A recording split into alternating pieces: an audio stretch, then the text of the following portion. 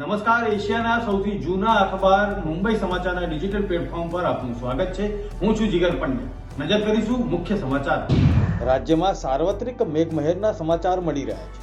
સૌરાષ્ટ્ર, દક્ષિણ ગુજરાત બાદ હવે ઉત્તર ગુજરાતમાં પણ વરસાદી મોસમ જામી છે.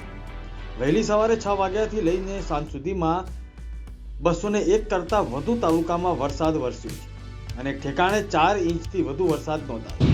ગુજરાતમાં આગામી 5 દિવસ ભારેથી અતિ ભારે વરસાદની આગાહી કરવામાં આવી છે.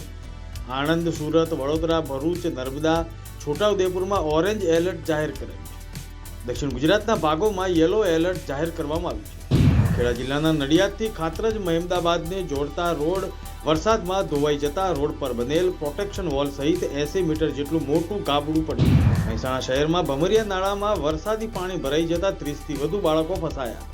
સ્થાનિક લોકો દ્વારા બાળકોનું રેસ્ક્યુ કરાયું અને બીજે છેડે પહોંચાડ્યા.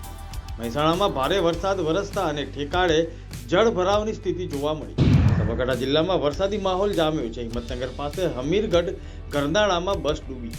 રેલવે અંડરપાસમાંથી બસ પસાર કરવા જતા બસ ડૂબી ગઈ હતી. સરકારી બસ ડૂબતા ડ્રાઈવર કંડક્ટર બસની ઉપર ચડી ગયા હતા. સ્થાનિક લોકો દ્વારા ડ્રાઈવર અને કંડક્ટરને બહાર કાઢવાનો પ્રયત્ન કરવામાં આવ્યો. રાજ્યમાં ભારે વરસાદના પરિણામે ગુજરાતના 45 જળાશયો સંપૂર્ણ છલકાતા હાઈ એલર્ટ પર છે. સરદાર સરોવર ડેમમાં 53% વધુ જળ સંગ્રહ નોંધાયો છે. દક્ષિણ ગુજરાતના 13 જળાશયોમાં 63.29% જળ સંગ્રહ છે અને 206 જળાશયોમાં 47.19% જળ સંગ્રહ નોંધાયો છે. જૂનાગઢ, પોરબંદરના ગેડ વિસ્તારના પ્રાણ પ્રશ્નો તાત્કાલિક ઉકેલ લાવવા બાબતે ગુજરાત કોંગ્રેસ કિસાન મોરચા દ્વારા આવેદનપત્ર આપવામાં આવ્યું. જૂનાગઢ કલેક્ટર કચેરીએ આવેદનપત્ર અપાયું. ખેડૂતોના પાક વરસાદી પાણી ભરાતા નિષ્ફળ ગયા છે, ત્યારે ખેડૂતોના હિતમાં નિર્ણય લેવામાં આવે તેવી માંગ કરવામાં આવી. લોકસભામાં બજેટ ચર્ચા દરમિયાન કોંગ્રેસ નેતા રાહુલ ગાંધીએ સરકાર પર આક્ષેપ કરતા ભારે હોબાળો થયો. ઉપરાંત તેમણે અંબાણી અદાણીનો ઉલ્લેખ કરતા આજે લોકસભા સ્પીકર ઓમ બિરલાએ પણ વાંધો ઉઠાવ્યો અને કહ્યું કે તેમના પર ટિપ્પણી ન કરી શકો, કારણ કે તેઓ ગૃહના સભ્ય નથી. ફોર વ્હીલર વાહન માલિકો પાસેથી માસિક રૂપિયા 25,000 થી 36,000 સુધીનું ભાડું આપવાનું જણાવીને વાહનો ભાડા ઉપર મેળવીને વાહનોને ગીરવે મૂકીને છેતરપિંડી તથા વિશ્વાસઘાત આચરતા આરોપીને ઝડપી પાડીને કુલ 35 ફોર વ્હીલર વાહનો રિકવર કરતી અમદાવાદ ક્રાઇમ બ્રાન્ચ.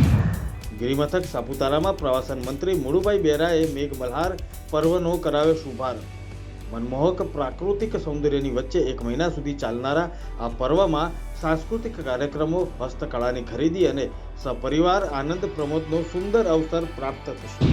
આ હતા અત્યાર સુધીના મુખ્ય સમાચાર. જોતા રહો મુંબઈ સમાચારનું ડિજિટલ પ્લેટફોર્મ. નમસ્કાર.